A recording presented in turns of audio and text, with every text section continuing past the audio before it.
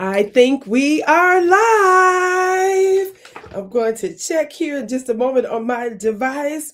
Peace, family. Peace, peace. This is Vicki Dillard. And as you can see, I am not alone. I am with my dear brother, Richard Sudan, who is based out of the UK. We are here for our international broadcast, the Black World News, and we are so excited to be with you today. I often have a little bit of a ritual that as you come in, family, I'm making sure this lighting is okay. Make sure as you come in, be sure to come in giving us a big thumbs up, thumbs up. Be sure to like, be sure to share. I see somebody's already in the chat talking about the Hebrew Israelites. Y'all leaving comments already about that and other things. How y'all doing, family? We're so pleased that you're with us today, family. On the count of three, family, this I want y'all to engage with me, okay? Before we get started, we're gonna get right into it as well, and then I want Brother Richard to give us an intro to say to greet everyone and give you salutations right after we do this. So, family, on the count of three, everybody hit that thumbs up button and share, share, share. Are you ready? Are you ready? 1, 2, 3. Thumbs up. Thumbs up, thumbs up, thumbs up, thumbs up.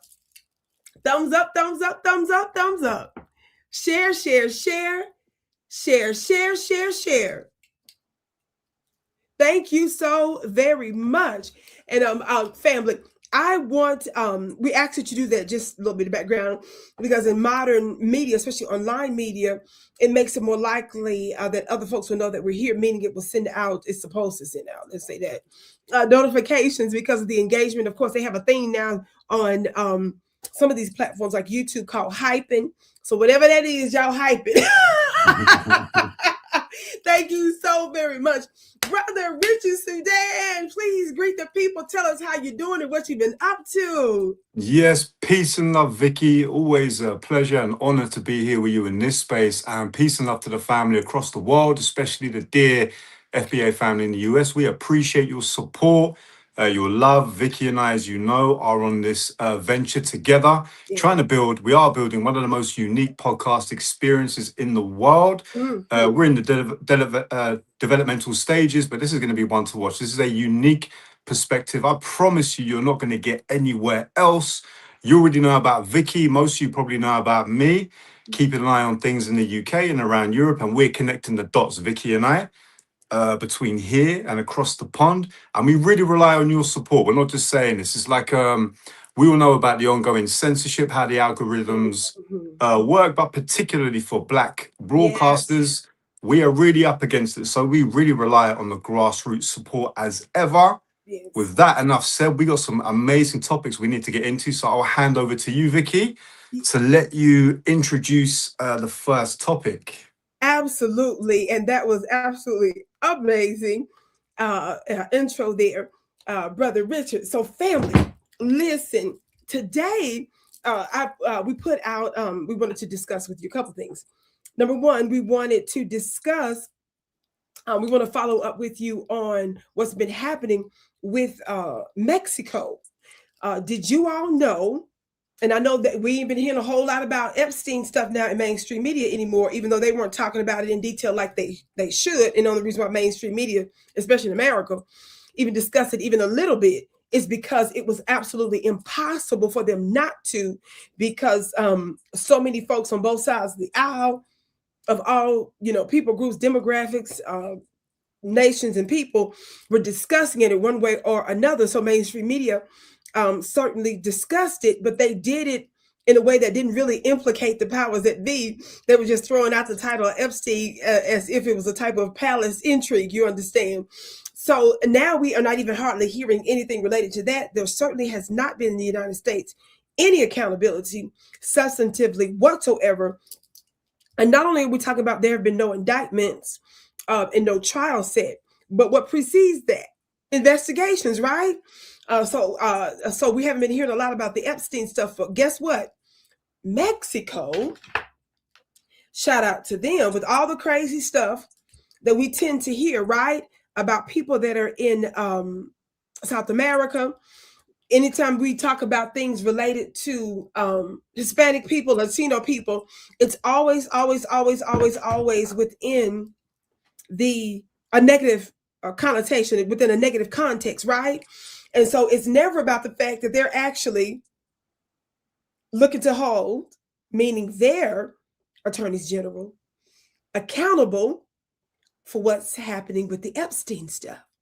Now, just to give a little bit of background, and then we're going to get to our next topic. I'd like to keep our next topic, if that's okay with you, Brother Richard. Our next topic is in the second part of our segment, where we're going to discuss, and stay tuned for that, family. We're going to be discussing the issues with some will call them African Black, but some go by different names, but Black African Israelite Hebrews in Israel. And yes, there was an international connection, because we know that they are throughout the United States, including specifically in Africa, and believe it or not, in the United States, those that left the United States to go to Israel, baby, boy, do we have an update for you. And only an update on some information maybe you didn't know that happened a few years ago, and we want to give you the update of what's going on now, but we want to connect some dots about how it's relevant. Yes, so stay tuned for that. Now, without further ado, I want you all to tell me, can you see this? Is this the one? Yes. Can you see this article? This particular one is from the Independent. Now, look, all of these newspapers are suspect. Y'all hear me? Don't ever get it twisted. And whenever some white supremacist slant, or if it's some background that I feel is important that you need to know, of course, I will tell you that. But we go based on certain factual things. And of course, then we put it in context. Yes. Okay. So watch this. Can y'all see this headline? I'm going to turn it the other way to make it shorter. On your screen. Let me pull back.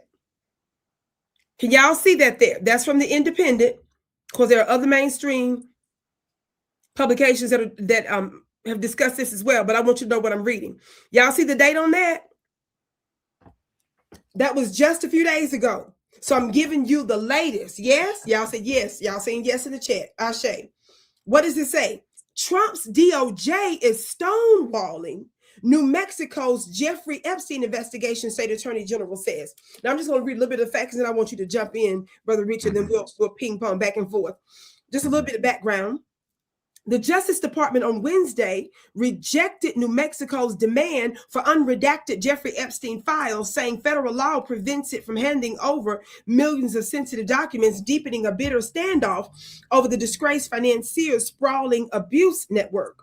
The clash erupted after New Mexico General Raul Torres accused the Trump administration of stonewalling the state's renewed criminal investigation into Epstein's activities at his sprawling ranch outside of Santa Fe. Now, for those of you that may or may not know, again, we're talking about New Mexico, but I want you to see this image here. Can y'all see this picture? How many of y'all been hearing about this Zorro Ranch? This New Mexico, USA. Look, can y'all see that? Can y'all see that? That's okay. Just want to make sure you can see what I'm referring to. Okay, let's keep going. The federal law, I'm quoting now, right? Federal law, court orders, and privacy protections for victims and witnesses do not allow us to release millions of unredacted documents, a Justice Department spokesperson said. We will continue to follow federal law and court orders that are in place.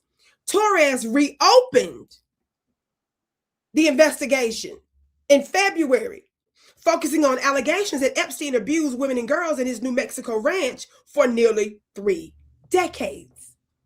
The Attorney General said his office requested unredacted federal records, but received, are y'all ready for this? And Brother Richard, you got to jump in after this.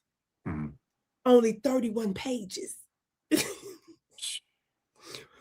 On July 10th, that largely consisted of previously released material, heavily redacted documents, and photocopies of local newspaper stories. Now, this is how your government is. And there's something, they're just making a mockery, whatever we call ourselves, being a Justice Department and upright systems of jurisprudence is a joke. He goes on quickly. In a sharp worded letter made public Tuesday, Torres accused the Justice Department of obstructing the state's investigation by failing to provide meaningful records. New Mexico officials pushed back again on Wednesday, arguing that federal prosecutors routinely ask courts to modify protective orders so that evidence can be shared with state investigators. But I'm going to skip to the bottom because that's not the only thing that's going on. It says, and I found this interesting, the fight extends beyond the Attorney General's office. New Mexico lawmakers are conducting their own investigation, and last month subpoenaed U.S. attorneys' offices. Are y'all listening? In New Mexico, Florida, New York, and the U.S. Virgin Islands, seeking records of past Epstein investigations and decisions not to bring charges. Brother Richard, what in the world do you have to say about that? Because there's so much we have to say about this. The first thing right off the bat that I've always said is this scandal, for me, reveals exactly how race and power work around the world. When we talk about the system, the entrenched system of white supremacy, one of the first things that occurred to me really is if any individual or organization was refusing to give up information in accordance with law, we're talking about subpoenas, we're talking about judges, we're talking about court orders. If any individual was outright refusing to give the information, that's a crime right there. But, you know, so there's one rule for them and one rule for everybody else. But what this really speaks to of me is a big grand conspiracy to subvert the truth. Now, why? One thing I noticed, Vicki, is that in fact, there's so much to say here. The first thing I would say is that the reason this is being stonewalled, and that is the right phraseology, is because the buck does not stop with Jeffrey Epstein. Now, he is a dead man. Now, very often they quite happily hang their own out to dry if they're already dead. But why is this investigation being stonewalled? Now, here's what's missing from a lot of the text in the press, and I've been looking to see what coverage is out there, Vicki. You're not really hearing any other names. People know the names. New Mexico, the state of New Mexico want the names. Some people know the names. Could it be, Vicki, that beyond Epstein, who else over the course of 3 decades was visiting this ranch in New Mexico, committing God knows only what kind of crimes there? Who else is implicated? And there's another point I want to make on this too.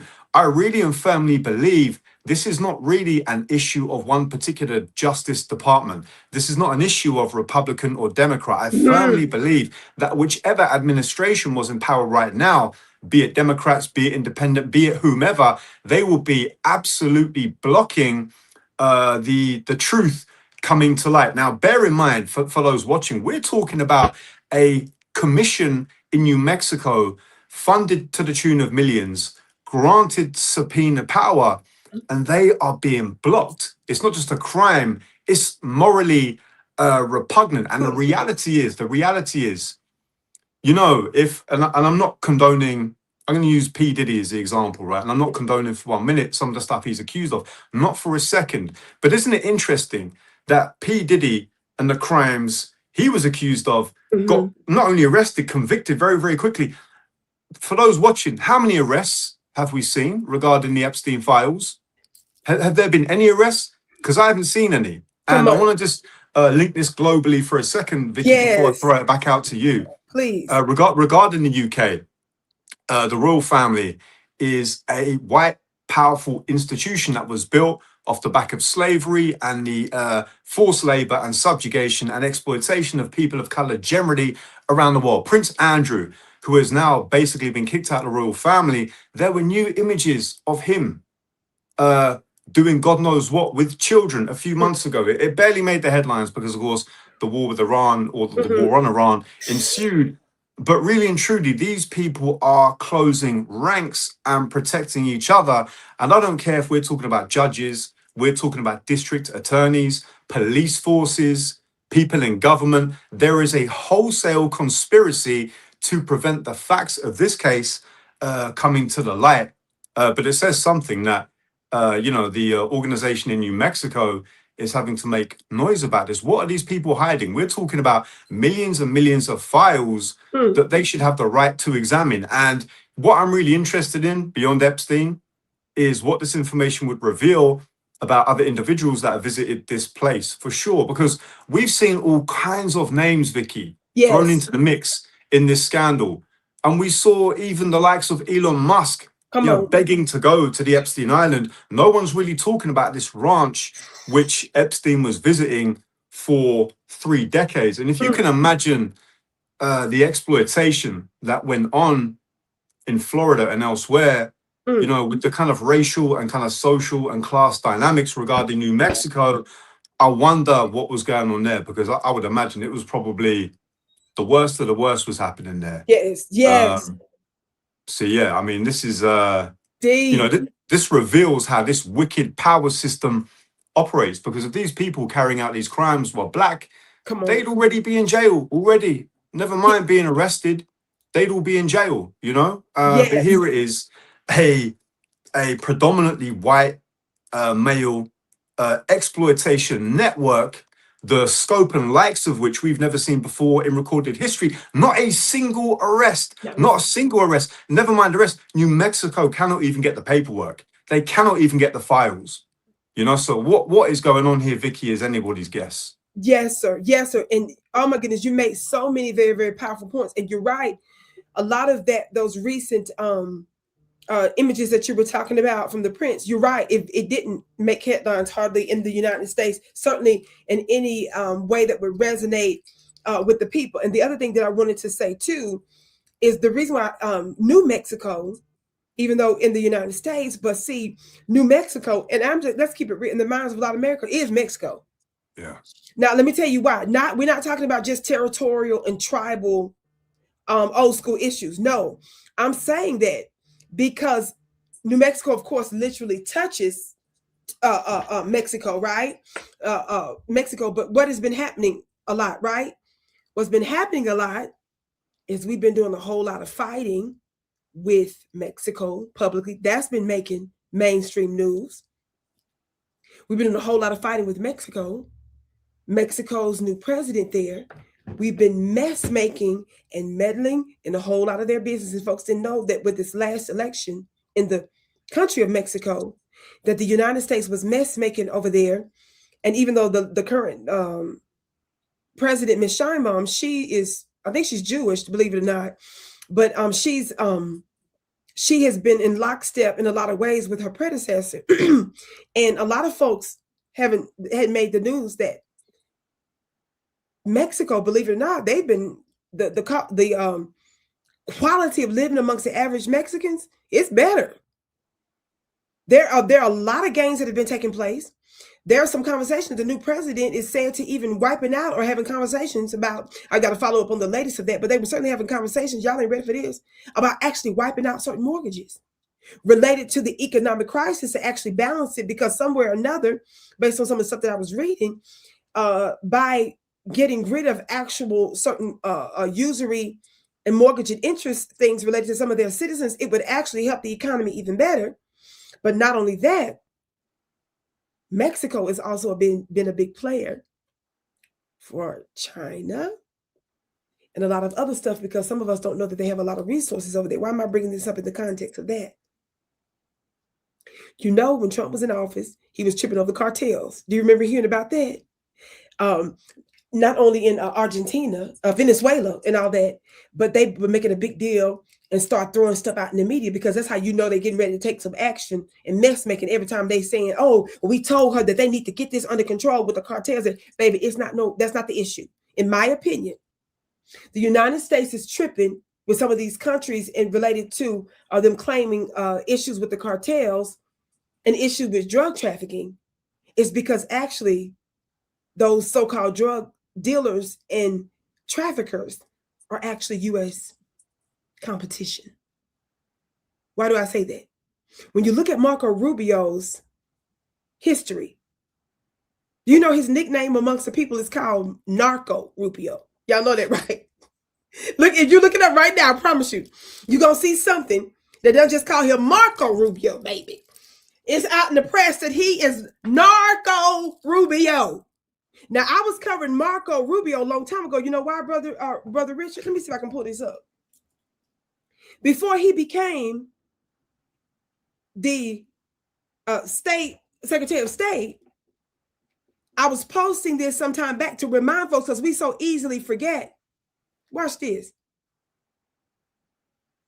Because y'all know I got to do receipts because people play too much. And everybody, while I'm doing this, be sure to hit the thumbs up button. Thumbs up, thumbs up. Thank you for your patience, family. By the way, I have an upcoming Ancestors webinar, family, on July 31st, Friday, July 31st. The link, I think my team pinned it in the chat above. And if you're watching this later, we'll make sure that we pin it below in the comments. So you're going to get your seat for my upcoming Ancestors webinar. Is going to be so important because we're going to be talking about how we activate our ancestral powers, actually, so that we can manifest resources outside of established Epstein-esque systems. Our ancients were able to move the material world with the immaterial powers. Talk black to me, somebody. Now that I found a little bit of what I'm talking about, Brother Richard, look at this, and I'm going to connect another dot, and I want you to jump in. I covered this before this article. This is the first one I found. Y'all see this?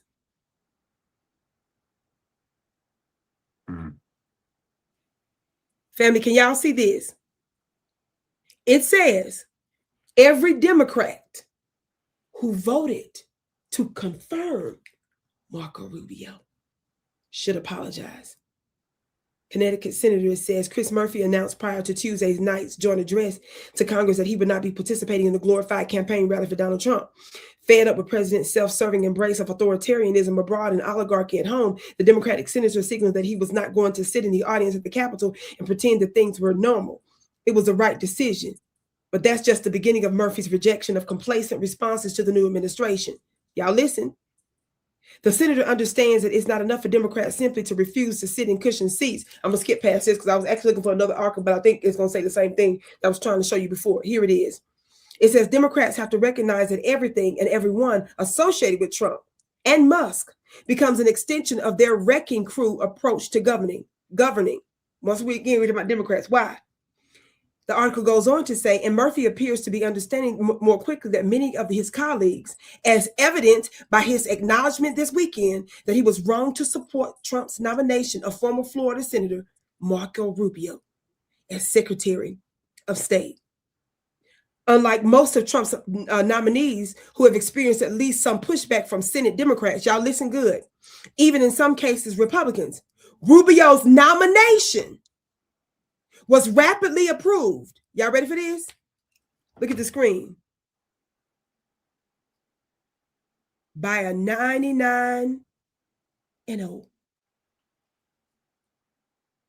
Senate majority.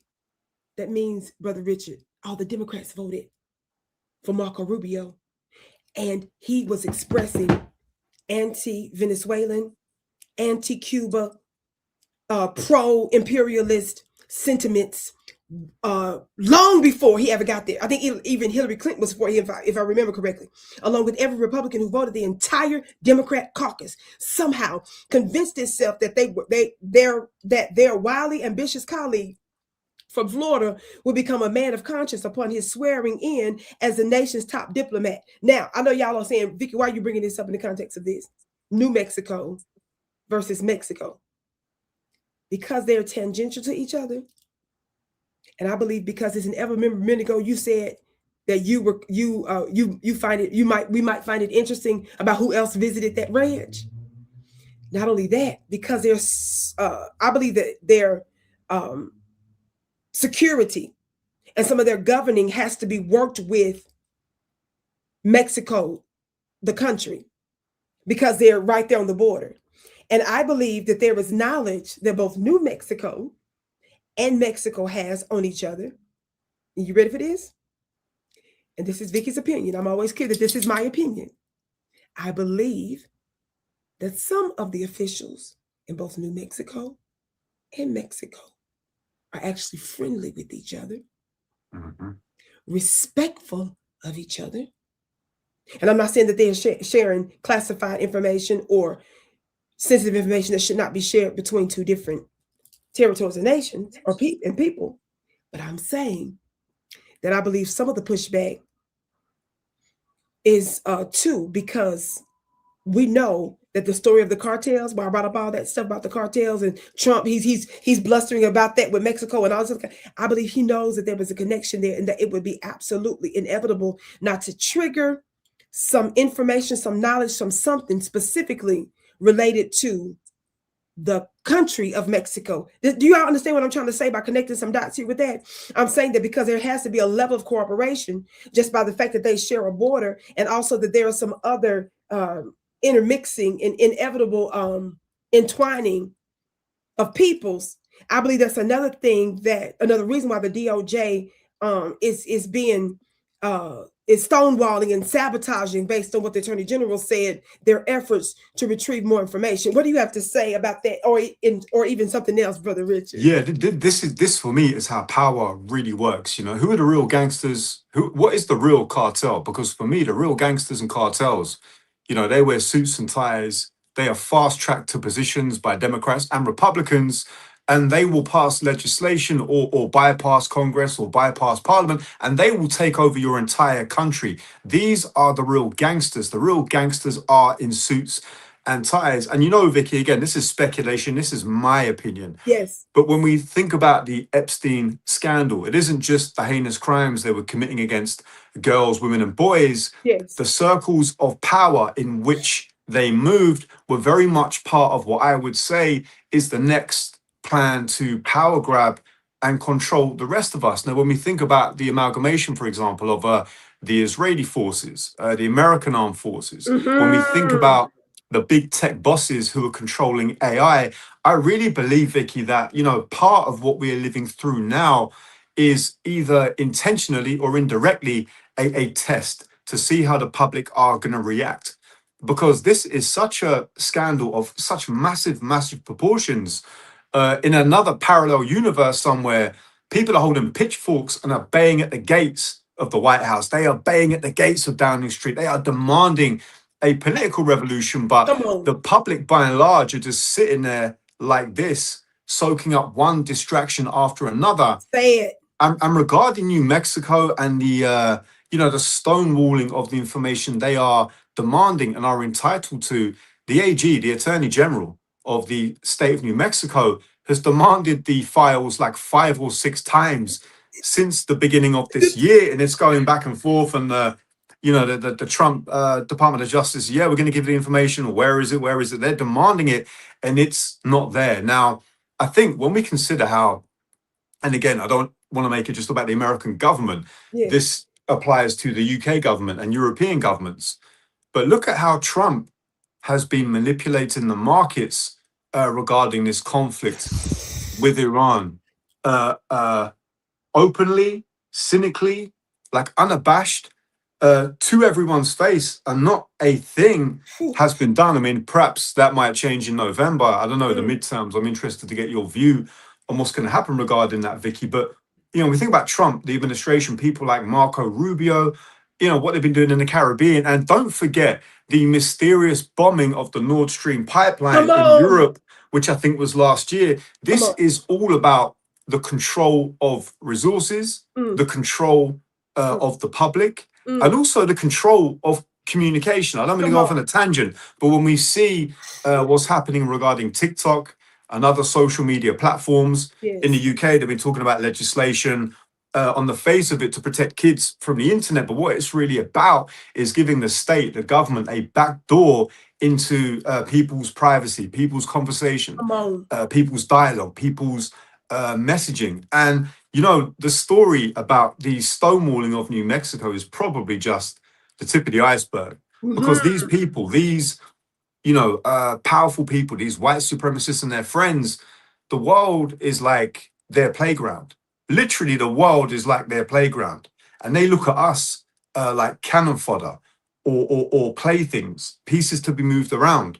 And, you know, to be honest, what should really terrify us is what's coming next, Vicky. You know, what's coming next. If they can be this unabashed about this, the way they're moving now, the lack of movement. What I can't get my head around is not a single arrest. And I'm not saying that everybody mentioned in the Epstein files is guilty. You know, sometimes, you know, some of them maybe didn't know what was happening, although that really is a stretch. Yeah.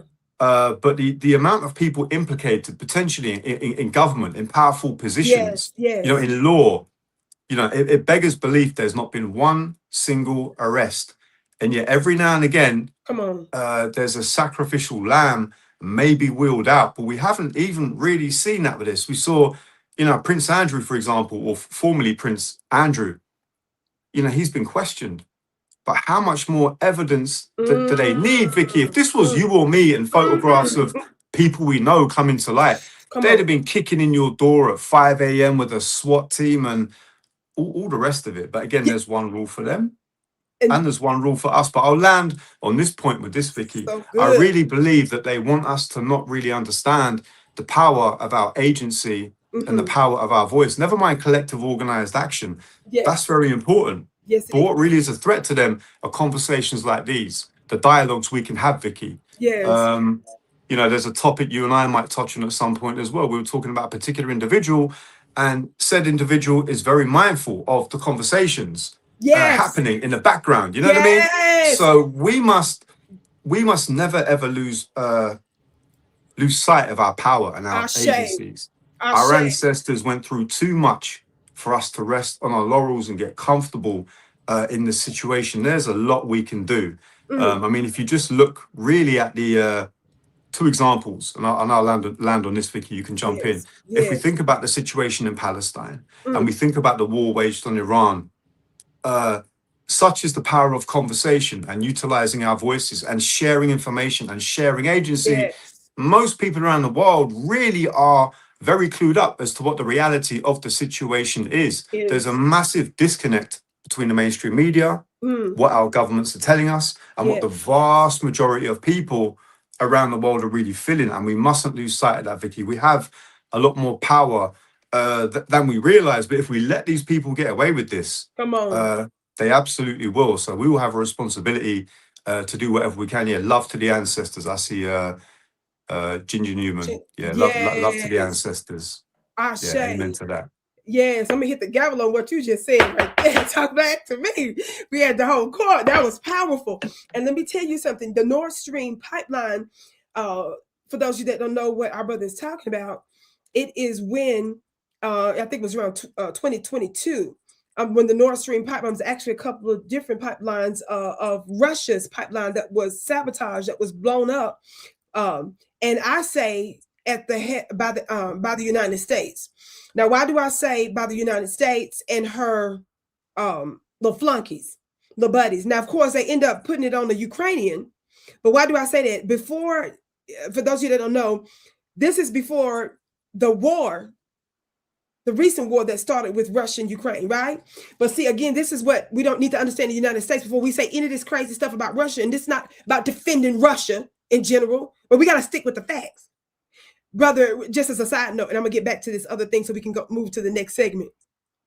But the Nord Stream pipeline, family, before it was ever blown up, Russia's pipeline, that was one of the major pipelines that was helping to bring cheap oil into Europe.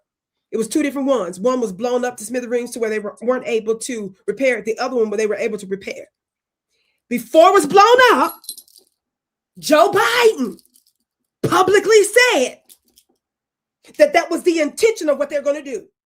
And one of the reporters was a little shocked by what he said because he was real clear that we're going to handle that and we're going to have control of that. And she said, how are you going to do that? That's over there. In other words, that's their country. That's their pipeline. And he all but admitted it. I've done broadcasts on Victoria Nuland. Look her up. She worked in both Republican and Democrat administrations. Victoria Nuland was the little wicked agent that they sent over there to start up a bunch of mess and to put a bunch of US dollars, brother Richard, behind fights between Russia and Ukraine. She is the one that assisted in overthrowing the democratically elected president of Ukraine in 2014. The United States helped to do that because he was not anti-Putin. So the United States had plans for NATO, for which Ukraine isn't a part of, but it was said to, they was just playing with them to make them think they was going to be a part of it, but they wanted to be in Russia's back door so that they could mess, make, and sabotage and do a bunch of stuff. So because it wasn't working, and because the United States wanted to also use Europe, keep making money with Europe, and also keep Europe in check, because it was beneficial for y'all's country, Brother Richard, to get that cheap oil, we blew it up. So guess where y'all end up buying a lot of expensive oil from? The United States of America. And we liked it like that. So there was multiple reasons in which we did it, but that was on purpose. So when you all see the subsequent fight and war rather between Ukraine and Russia escalate, keep that in mind, what the United States did from years ago, from 2014, it actually was before then, but I'm just saying the most notable thing, just know we were behind that. That's proven. And also one of the a famous, I forget his name, investigatory journalist, he received from an insider, he published a whole piece on it, that it was Seymour Hersh. Seymour Hersh. So thank you. So you know I'm not lying, that he got inside information, made a big publication about it, that it was indeed the United States, based on the information he provided. Again, I'm basing this off of, in part, his report. But before his report came out, Biden publicly in a press conference, and Victoria Nuland during one of her hearings all but admitted it. You understand? So that's a separate note, but let me get off of that. Well, now, one more quick point, Vicki. Yes, just one more quick point yes, for me on that. Yeah. Yes. Like, for me, the only difference really between the left and the right, whether we're talking about the United States or the United Kingdom, blue or red, conservative or so-called liberal, is, you know, it's interesting Biden made that admission, right? But Biden made that admission. The only difference is, you know, the left or the Democrats, what have you, they'll pretend they're coming under the subterfuge of democracy, whereas Trump will just say, I'm just coming to take your shit and there's nothing you can do about it. I'm going to kidnap your head of state. I'm going to blow up boats in your waters. I'm going to take your shit and there's nothing you can do about it. Where the others, like the fox and the wolf, right, they'll just smile and pretend they're coming for real reasons. And just a couple of quick dots to connect there, Vicki, because this is a global system we're talking about. Fairly recently, there were massive, and I want you guys at home watching this to look this up, they found massive oil reserves in my beloved Guyana, in the Caribbean, or off the South American coast. I say that some of my family hail from there. They have found huge oil reserves there, and pretty soon you're probably going to hear politicians talking about bringing democracy to that part of the region, or something. And it's of deep concern, because this whole thing is revolving around resources. When we talk about, for example, Burkina Faso, in you know, the African continent, we are talking about the reclaiming of gold, natural resources, oil by Captain Ibrahim Traoré. And this is the only thing these powers are concerned about. Come on. And so what's happening in the Nord Stream pipeline is absolutely linked to the African continent, is absolutely linked to the Caribbean, and is absolutely linked to the North American continent. This whole the stage is being set for the next battleground. You know, the current world was formed off of the new world, and now, you know, these power brokers, they understand their population numbers are dwindling, their political power is, I would say, on thin ice. And so the whole move with AI and the armed forces and all of this amalgamation is about what's to come next, Vicki. Everybody around the world should be concerned with this. But yeah, keep your eye on the Caribbean and Guyana. We all know they were just blowing boats out of the water. And I don't buy it for a minute, Vicki, that those were, you know, necessarily drug cartels. The biggest cartels, as we know, are in government. But even if every single one of those boats was a drug runner, there's meant to be such a thing as due process anyway. You can't just blow people up, torpedo them out of the water. But let me not go off on a mad tangent about that, Vicki. But yeah, just off the back of what you said, I wanted to add that. Now, if I remember correctly, with the Guyana, before we moved to the Guyana, I was pulling this up. What did you say about the pipeline? And you mentioned Burkina Faso too, didn't you? Mm-hmm. Well, a few years ago on African Diaspora News Channel, I covered something that was little talked about. I go into great detail about other things when I do my private webinars, when I be talking about bloodline shifting trait lines, like the one I got coming up July 3rd, 31st, where I'm going to be connecting the dots on how we use our ancestral powers, believe it or not, to activate resources outside of institutions and systems, stuff that they don't want us to know about. Well, years ago, I discussed this, but I was trying to pull up that article. But look what I just pulled up, Brother Richard. And I only pulled it up because you were connecting dots with West Africa, Burkina Faso specifically. Do you see this? Yeah. What does it say, y'all? West Africa signs off on a $25 billion mega gas pipeline. But what folks don't tell you is they were already trying to do that through the Sahel countries to pump a big old pipeline. But guess where it was going to? Europe. So what they're also not telling you is this is the other bit of pushback that some of the Sahelian countries were giving the U.S. and the West, because Europe is experiencing, I think they're afraid they're going back to the dark ages, maybe, because I was doing broadcasts on that too, because electricity and stuff, and some of the European countries is just a hot mess and stuff. Look, y'all. So this is what they're not telling you. So they'll always make it look like some little tribal leader with something. They'll make it look like somebody with a bone, and they this, that, and the third. And even if they do have that, they know how it's going to be perceived in mainstream media. They want you all to see these folks as primitive, as unintelligent, and it's about them fighting and killing each other, when in fact we were behind the entire thing. Now watch this. When you talk about the pipeline, you see our Black family there, a diaspora family there with the pipeline. What does it say? Just a little bit of background. One of Africa's most ambitious energy infrastructure projects that have finally been signed off. What date is this, Brother Richard? An hour ago. I was looking for another article to show you, to connect the dot with a pipeline, because you, Brother Richard, the one that brought up Burkina Faso, so I was going to pull up another receipt. But before I could get to that one, from an hour ago, y'all ain't listening. Is that an accident? What does it say? Real quick, give us a little background, Vicki. And I discussed this. Y'all ready? That pipeline, what? It was just signed off at the highest levels, with West African leaders formally endorsing the long-awaited Nigeria, Morocco, Atlantic gas pipeline. Now, I'm gonna leave it there because we gotta move on to the next part. We already moving time. But every time you be talking, everything be going in my head, and I be just connecting other dots because you done connected another dot, and it's just be so good. Watch this. Somebody just said, wow, yeah, baby, wow. Even my moderator was like, girl, wow, yes, this is real. Look, this is why I do my offline webinars, Brother Richard, because people get the hair and the nails and the Mississippi stuff confused real bad. We be on this years in advance. Now, I was discussing this because I knew this was one of the issues. Now, the other thing that they don't tell you is this. Guess where the United States, the world's most expensive, the United States' most expensive drone base was located? In the Sahelian area. What in the hell do we have a specific America's most expensive drone base in the world? It's sitting over there. I believe that was spying. I believe that they're using not only the drones for whatever thing that they got going over there, but also because of the pipeline resources and other stuff. But I'm also saying that why? Because some folks don't know that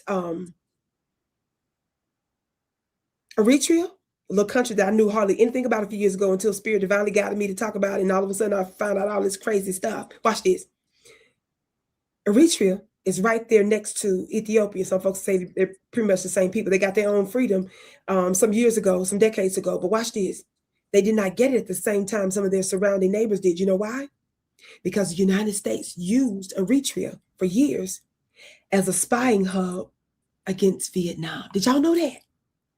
So I'm using that as an example to say this is the kind of stuff, this is the kind of things the United States does. I'm gonna stop here, but I think in so many points, in case you all are not following where we're going with this, by us reminding you on how we will messmate with America's hidden hands, it's always because we got some agenda, and then later on it becomes apparent what the hell is really going on. We're just saying that we got to start looking early on at these things before it blows up into turn into something else crazy. And these are some of the things I believe that could be taking place. Also, for example, as we started with Mexico, because when you open up that door with New Mexico, I believe it's absolutely inevitable that it's going to implicate so many other folks. As Brother Richard said, who else might have been possibly at that ranch? But also, I believe that there's a huge major international thing that's going on there that would absolutely blow the waters off of the cartel stuff that the United States is lying about. They worried about drugs. No, they're not. And a whole bunch of other stuff. Do y'all understand what I'm trying to say right there? Somebody said Russia supplies a third of energy to Europe. Baby, Russia don't play, but Europe was willing to sabotage themselves and align with the United States years and years ago, and they was happy to pay them high prices for America. But I believe that's because Europe and America do so much dirt around the world that they be having each other's back, even when it's unreasonable. Vicki, just a quick point on that, Vicki, if I can. Like the whole reason Russia is continually like ostracized, marginalized, and demonized in the media, the main reason really is because Europe, as we know, relies on Africa for its energy source. France in particular, if France loses the energy from it stands to lose from Burkina Faso and elsewhere, it's going to be lights out for France. Literally, they rely on nuclear power to power a lot of their lighting around the country. So it's interesting too that this is a bit of an aside, but you know, the likes of Trump describes countries, including on the African continent, as shithole countries. Right. The head of the EU a few years back, Joseph Borrell, he described Europe as a garden and Africa as a jungle. Think about that. Well, you tell me what kind of civilization you're going to have without the continent of Africa and, you know, global majority people more broadly around the world. Walter Rodney, I believe, wrote the book, you know, how Europe underdeveloped Africa.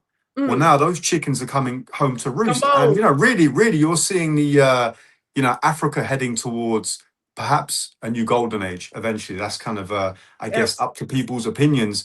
But, you know, when you see the likes of Ibrahim Traore walking in a proud tradition of the likes of Thomas Sankara, even Muammar Gaddafi, I don't really deal with just North African, just Africans.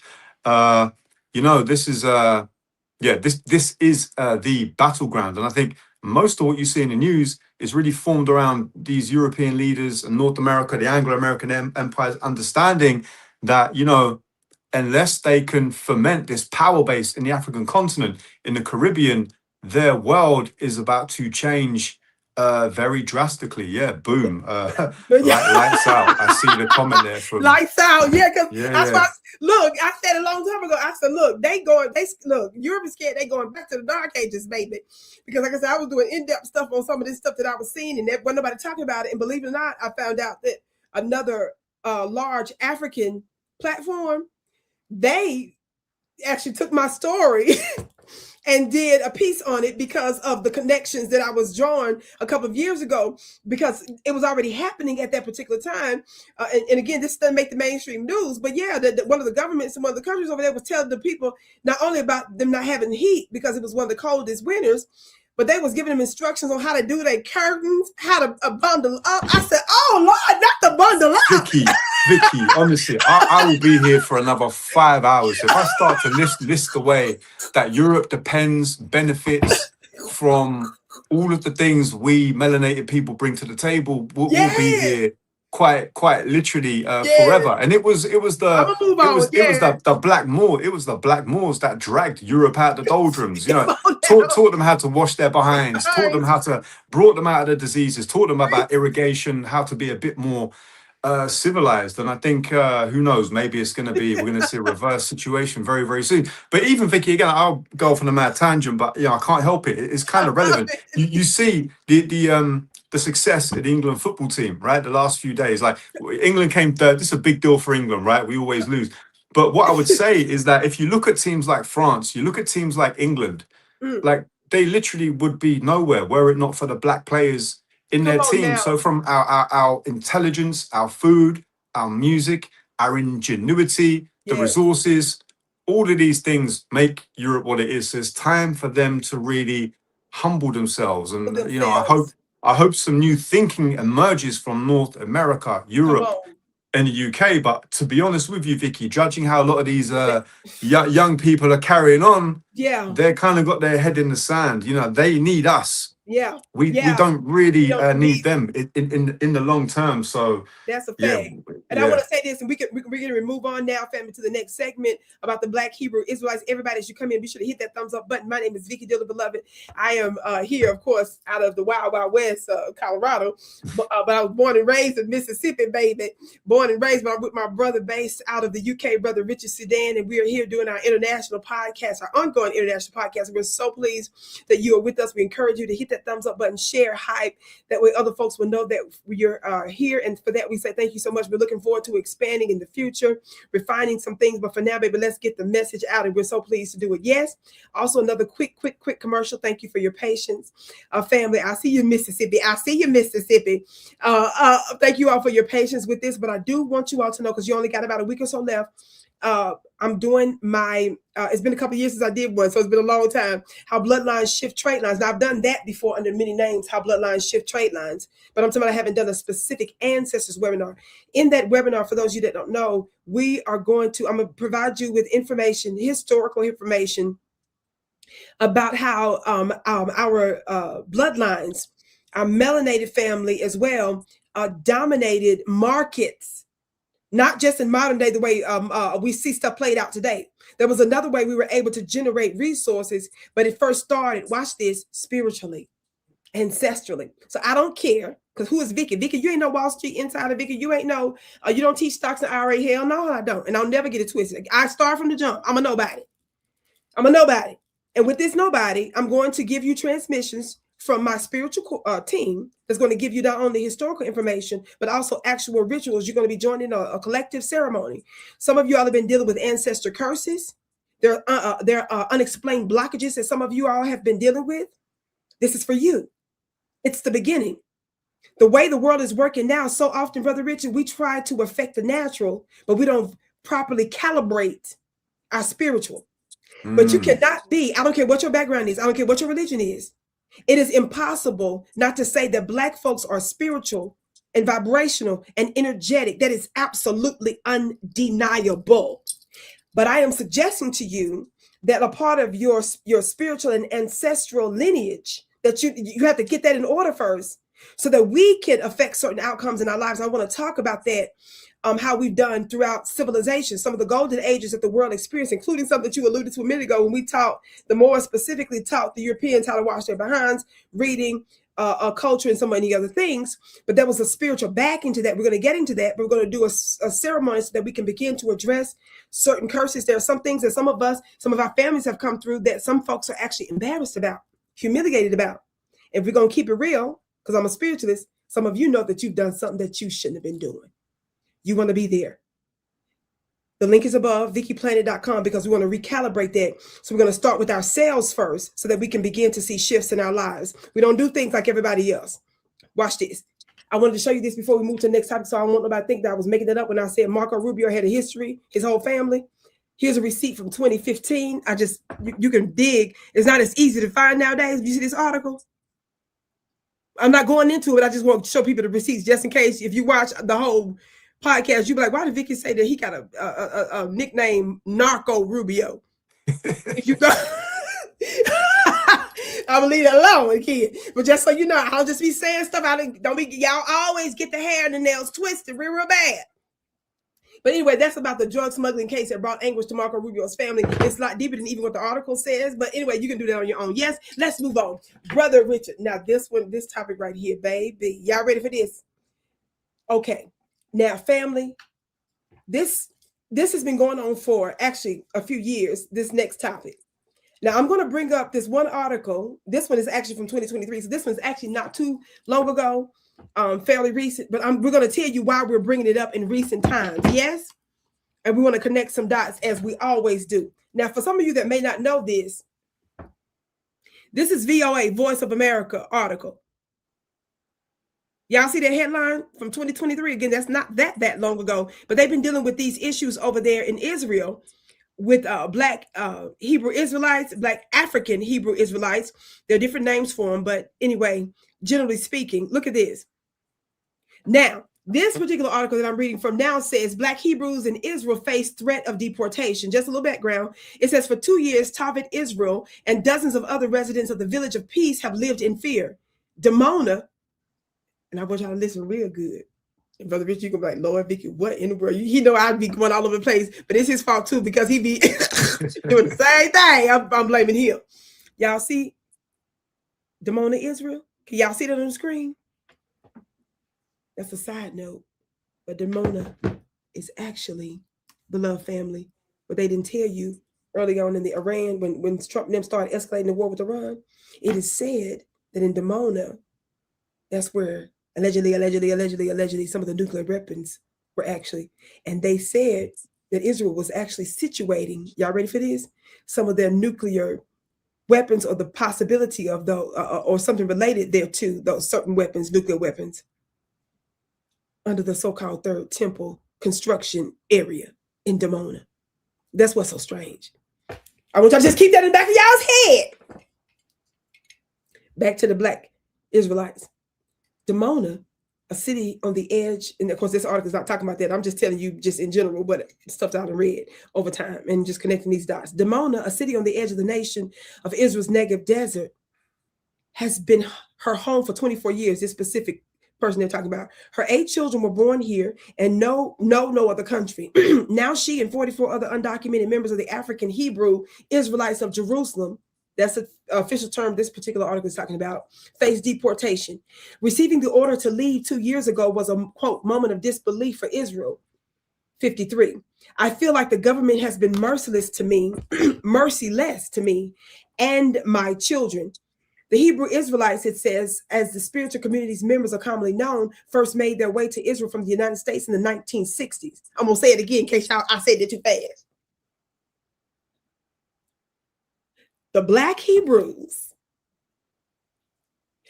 as the spiritual community's members are commonly known, first made their way to Israel. From where? Class. From where? The United States. In the 1960s. While members do not consider themselves Jewish, they claim an ancestral connection to the land, to Israel. About 3,000 Black Hebrews live in remote, hard-scrabble towns in southern Israel, the Village of Peace, a cluster of low-slung buildings surrounded by vegetable patches and immaculate gardens in Dimona, is the country's epicenter. Over the decades, the Black Hebrews have made gradual inroads into Israeli societies. After years of bureaucratic wrangling, about 500 members hold Israeli citizenship, and most of the rest have permanent residency. But about 130 have no formal status and now face deportation. Some don't have foreign passports and say they've spent their entire adult lives in Israel and have nowhere to go. The community's long fight to secure its status shines a light on Israel's strict immigration policy, which grants people it considers Jewish automatic citizenship, but limits entry to others who don't fall under its definition.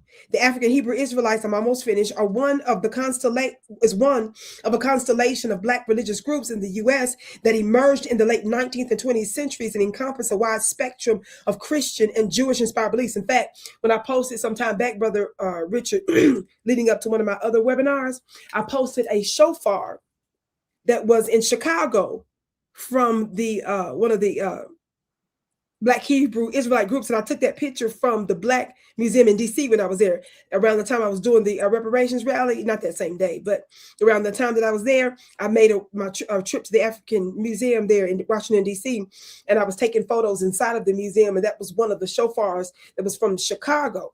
Now I'm bringing this up, and Brother Richard, at any time you jump in whenever you feel like it, even before you're ready to make your full point. Now, that was from 2023. They were fighting for that a couple of years before that.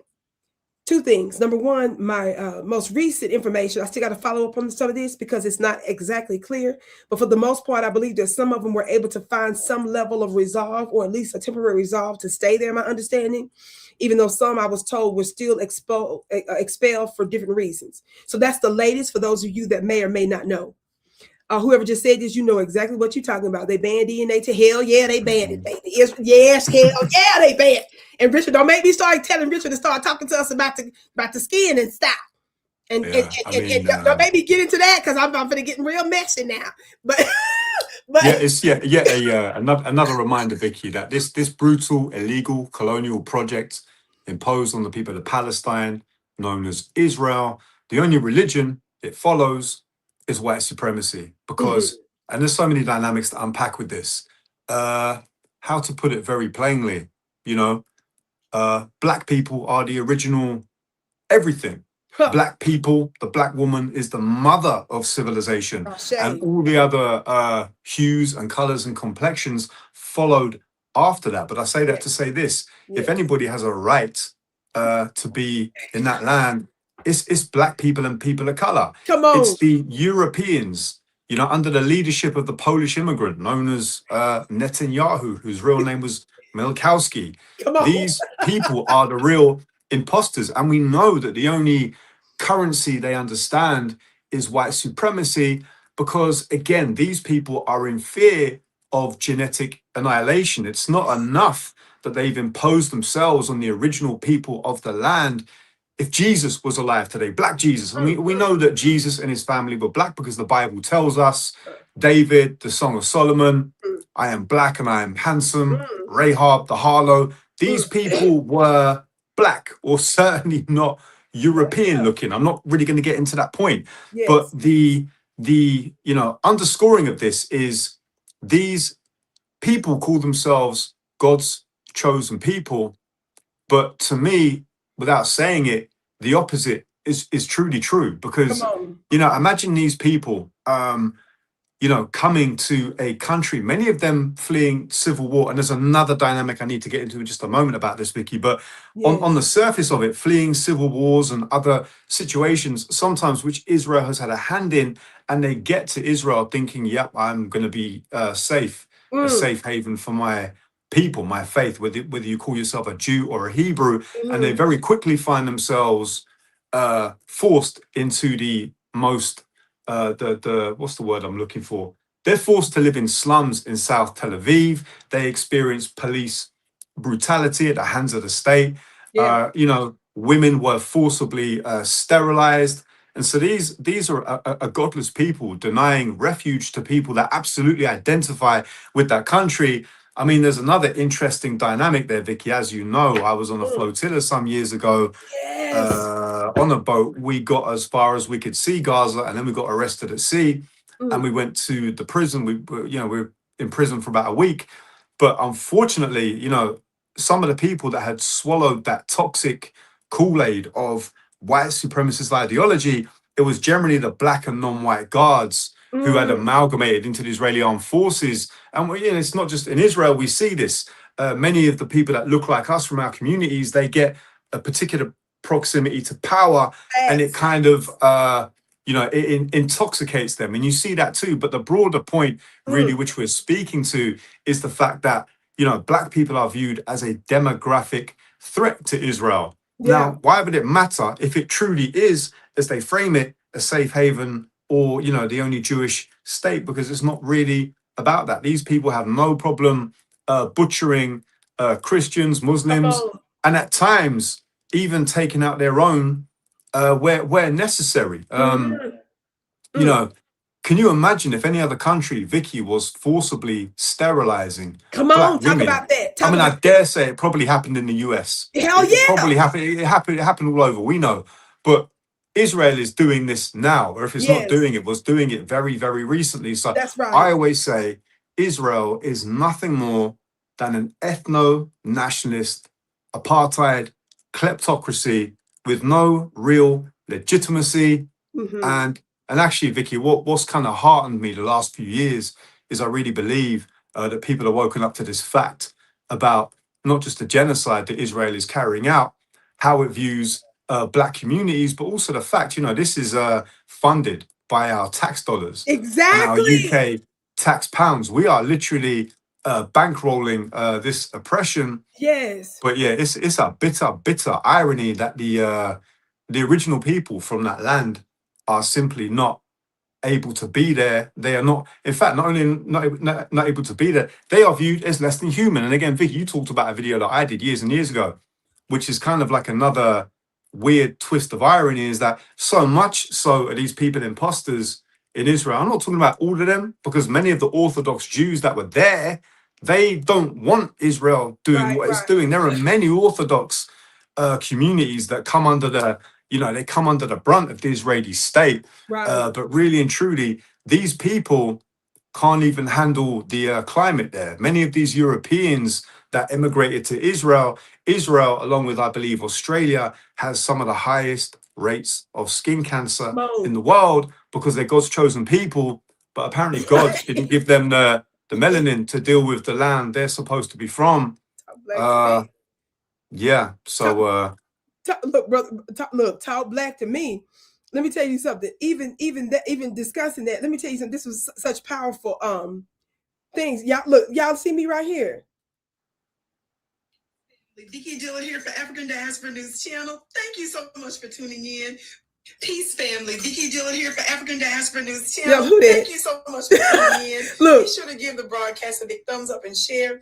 When you do this, it makes it more likely that other folks will know that we're here. And how many of you all know that the collective Black? Why am I showing you that? Counter voice to the. Because I'm trying to show you this. What is this? When is it? Okay, this was this is when I did this. When? I just got to show people receipts so people don't think I'm making this up.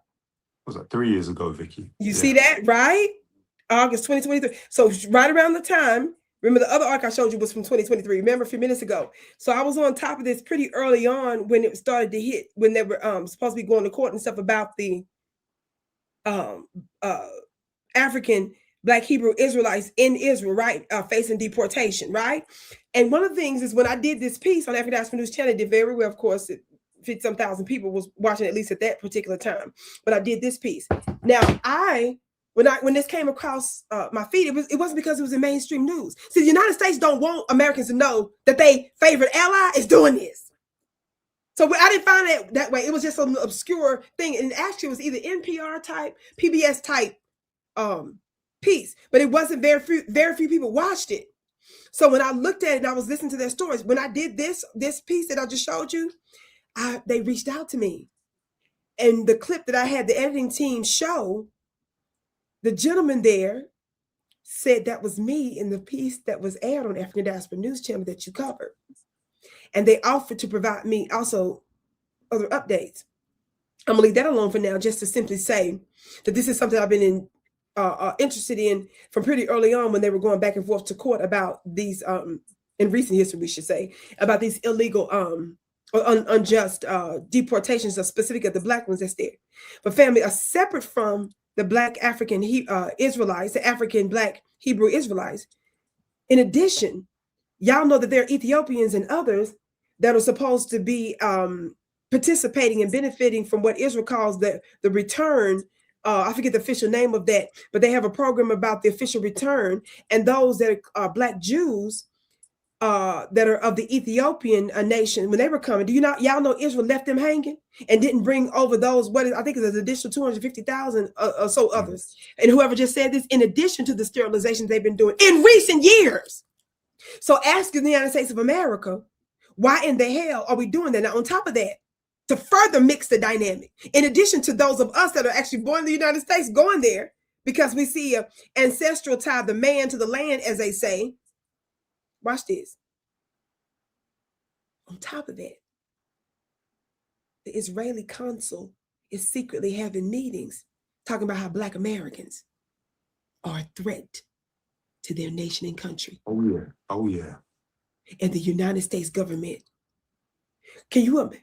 We're Black Americans, but we're still American citizens. I thought they supposed to be up and outraged that a top governmental official, Brother Richard, is sitting there plotting, stating that Americans, and a large portion of us, are an enemy, a threat to their nation. You see, Vicki, the people that claim to be God's chosen children are in reality, they are worried about God's real chosen children. Oh, Lord. Everybody put some fire emojis in the chat. They understand that they see, they've been worried since, they've been worried about the power of the Black American response since the days of Ferguson. But in recent years, we've seen what the CEOs of social media platforms. We saw the directors of top universities. Come on. There was, I think it was Columbia University, where they literally have been speaking about this threat, this Is this why they power. Is this why they secretly said that Black Americans are the threat? Because they scared more of us going to go over there and prove that we actually have, as they call it, ties the man to the land, not Jewish, but they were talking about. Now look, now y'all understand this, even though I've studied, believe it or not, some of you may or may not know this, some years ago with some of the actual sects of the Hebrew Israelites many years ago, just so I could learn more about who they are, blah, blah, blah, blah, blah. That's not for me. I appreciate, love all religions, but you all know that I have my particular metaphysical, spiritual, global worldview, even amongst our own people. And it is true that in pretty much every place on the planet, we are, of course, the original. And even to the so-called face that other nations have spin off and turned into something that was not meant to be. This is one of the reasons why, Brother Richard, I want people to come to my Ancestors webinar, because I'm always tied back to the root. Look, the global problems of the world, including those that we say are innocent. And that is to say that even my brothers and sisters throughout the 54, 55 nations on the continent of Africa, and the upheaval specifically there, but what I'm going to share is deep. Even in that place that they call Israel, Palestine, Lebanon, Syria, and beyond, believe it or not, even in Turkey, we can prove in no limit of time the specific connection to the ancient root and what turned first among our own. And that is the key that most people will never ever tell you about. We'll pontificate about everything else, but this is not the broadcast for that. I'm telling you, that's why I'm gonna do it offline. You understand? Listen, Vicki, I just want to add one more quick point, because I know we run out of time. But yes. When we think about the deep, rich history of the resistance of the FBA community or the freedmen or that lineage in America, yes, a lot of the stuff we're not taught about, but it is Israel's worst nightmare that Black Americans start to move in large numbers to Israel. This is their worst nightmare. They're not just cognizant of the fact of the power of Black American resistance in America, you better come on, which actually has been at the helm of every serious struggle in America, even for other communities, and more recently, of course, the push to stop the genocide of the Palestinian people. But they know that Black Americans faced down apartheid in the United States of America, and not only that, went on to thrive and to contribute to the world some of the most amazing things that we all enjoy around the world. So it's not just the resistance, it's the ingenuity, the spirit, the resilience, the ability to do all of that from the worst conditions in the United States, and still go on to thrive and to be the inspiration for the world. This is Israel and Netanyahu's nightmare. So from their perspective, I understand why they're terrified of Black Americans moving over to Israel, become Israeli citizenship. What could possibly be worse for them? So, come on. They're scared of Black people generally in this white supremacist enclave that calls itself Israel. But Black Americans going to Israel, you can forget about it. This is their worst nightmare. And the other thing that I teach offline, such amazing points, by the way, we're getting ready to close this out, family. Everybody be sure to hit that thumbs up button, share. Watch this. Again, this is why I have to do offline, like 3-4 hours. Look, Mount Hermon. Israel controls that now. During the earlier part of the escalation in the war, they seized it. But guess who was controlling it before? UN soldiers. Why am I bringing this up? And why do I keep connecting this to spiritual stuff? Mount Hermon is not only in the Quran, but it is considered to be a sacred place in the Bible, notwithstanding my disagreements with some of the sacred texts and their corruptions and all the mess making that they've done with all major sacred books, which spin off once again to the prophecies and the sacred rituals and rites of our ancient Black Mamas. Every major religion, Buddhism, the Vedas, Christianity, Hinduism, Islam, but I'm not here to discuss it. I'm just simply telling you, all of them. Mount Hermon is specific to most of the top 3-4 major religions, and even some of those particular texts that talks about some of the angels and certain things that they came down on. In recent years, Brother Richard, while I'm bringing this up, did you all know that in the middle of all this warfare that was going on, in the middle of all the fights with energy, in the middle of all of the genocide and a whole bunch of other stuff that's happening, right? They didn't tell you that Israel was fighting to control Mount Hermon, and that the UN prior to them actually controlled it in recent past couple of years. Look it up. And when you find out the importance of it, it was not just strategic in terms of militarily. What some of you may or may not know is that in most major religions, which is why I brought that up, is it is said that this was the place where some of the angels and messengers came down and actually taught warfare strategies, tactics, and some even believe that some of the actual rabbis in Israel, do you all know they spend a lot of time trying to unearth some of the secrets? Now, let me tell y'all something. You can play if you want to. Why did Vicki bring this up in reference to this? You are so deep. Your spirituality, your bloodline, your melanin, your vibration, our entire makeup, Brother Richard, and its wide range on both the visible and invisible spectrum, that even the vibration of us in those regions not only would threaten to wipe out the white, pale-skinned people, just biologically without us picking up a weapon, there's something else that activates. That's too deep. That's why I can't talk about this online. Watch this. And this is not crazy, because some of you all might be shocked. And Brother Rich, I want you to end it here. It's the last little bit. It's 2 quick points. Watch this. Look at this. Because I don't want people to think this Vicki be making this up. You sitting here living your life. Of course, they're not going to tell you this magic. The same way that your government isn't telling you that they were looking for Gilgamesh. And that's in the Epstein papers too. I'm gonna leave that alone. That's too much for y'all. Yeah, they're gonna obscure it and tell you it's something else. Watch this. Y'all see this?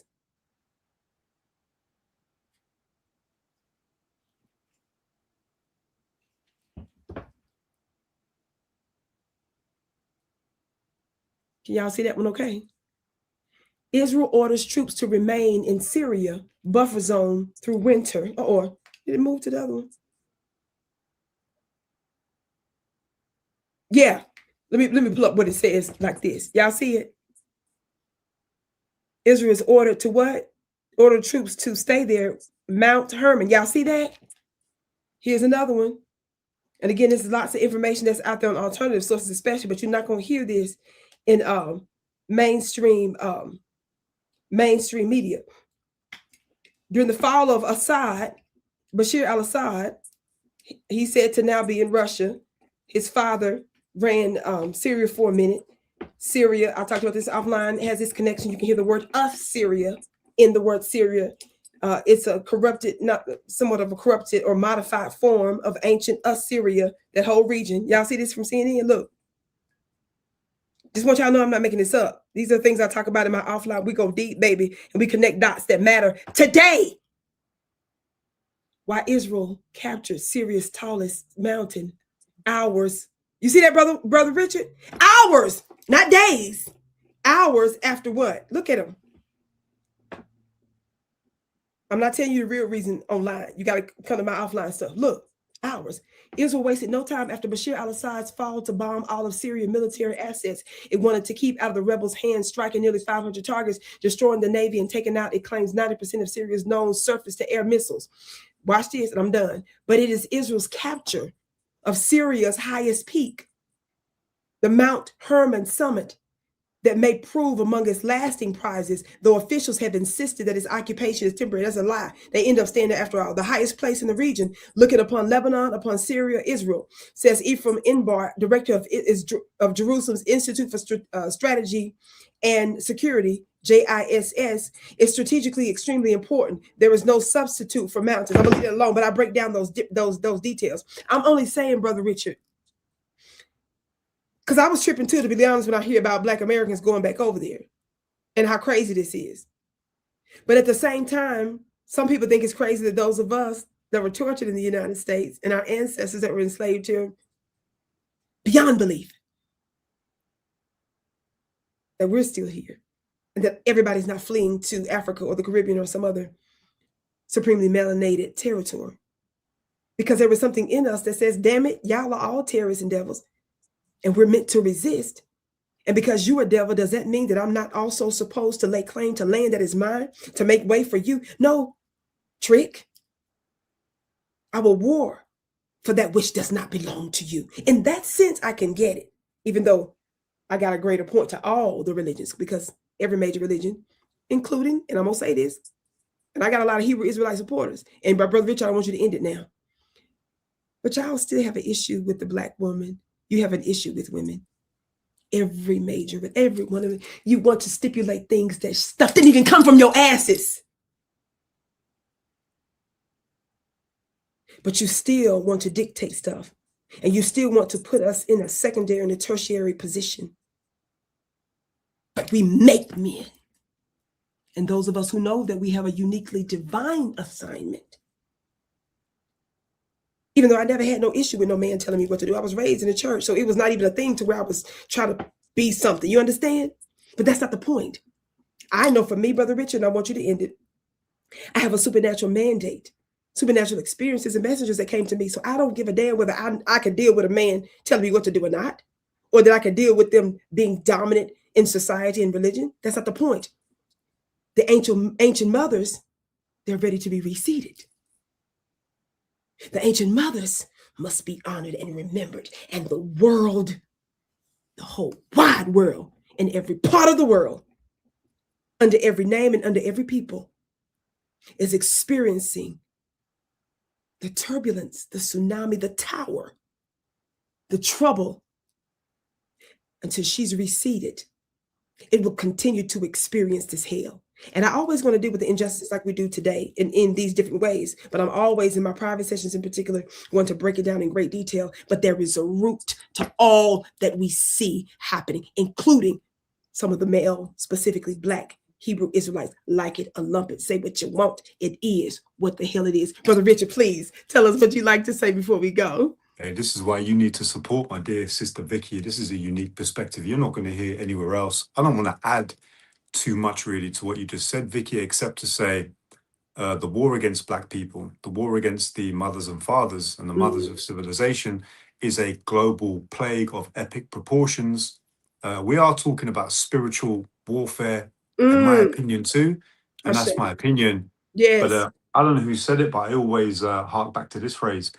What you said, existence is resistance. Our very existence, by virtue of us being, being, is an act of resistance. So again, we talked about a lot in this broadcast, but I want our people, our communities, to never ever lose sight of our agency, our power, our responsibility, and the possibilities we have in our fingertips. Because this is also probably the most amazing time to be alive in human history. You know, our ancestors went through a whole heap of trouble and hardship and turbulence for us to have the privilege of being here in this moment right now. We're the entire reason they actually existed. So we have a responsibility to do better, to forge a better future for our children, the ones that are going to come after us, you know, but our existence is by itself a resistance. And that's the biggest threat to the status quo. And we should never forget that.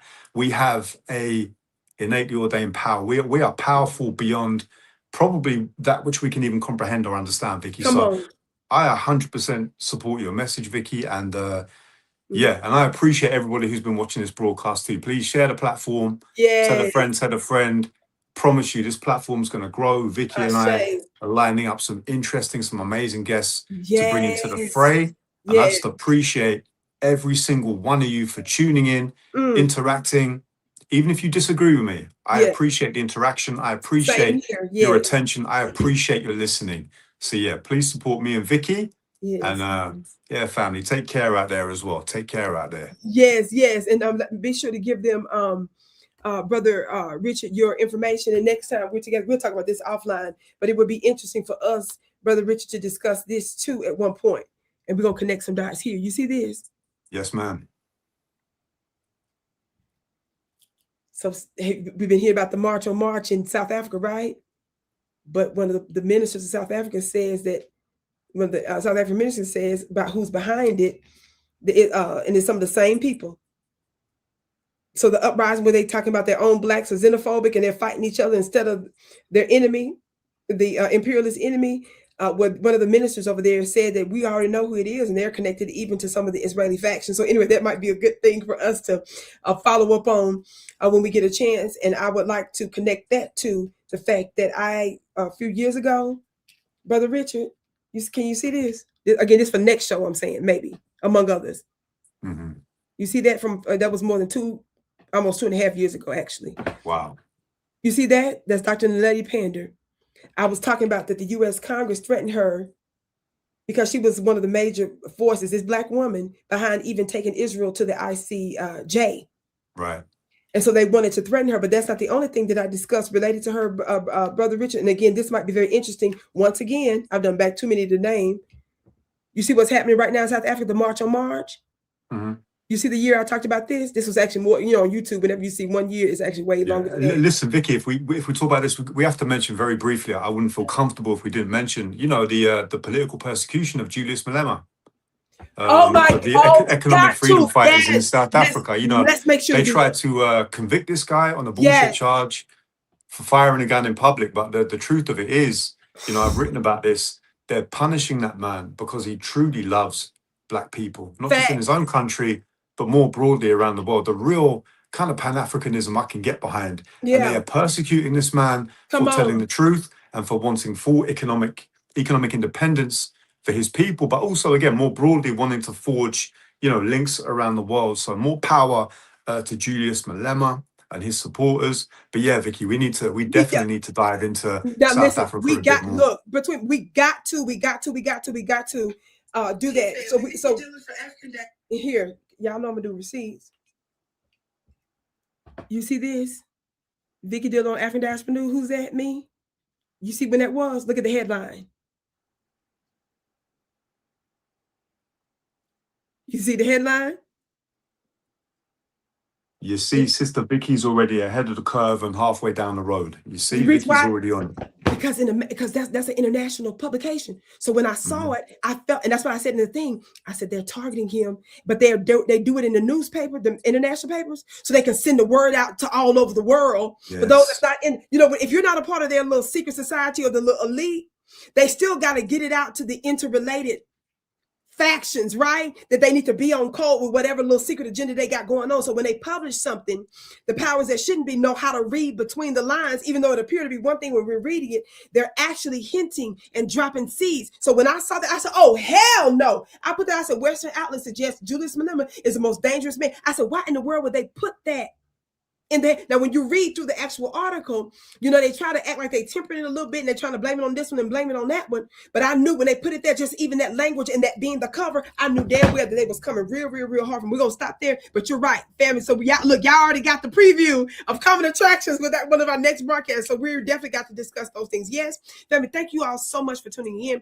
I look forward to seeing all of you all for my Ancestors webinar, Activate. The reason why I call it Bloodline Shift Trade Lines is because our bloodline actually has the ability to bring resources into our life outside of these restrictive systems. They want us in a rat race. They want us depending on just credit, just stuff that they tell us. They want us to focus on 9 to 5 and debt and the economic systems. And they don't want us to ever discover that there is a way for us to go outside of the system, but it's all spiritual. It's all vibrational. It's the bloodline stuff. So don't miss it. July 31st. The link is above. Follow my brother, Richard Sudan, on all platforms under your name, right? Richard Sudan. Is that right? On pretty much everywhere. Yes. Yeah. Okay. I'm easy to find. Yeah. Easy to find. Okay, thank you all so much for tuning in. We can't wait to see you again. Thank you so much.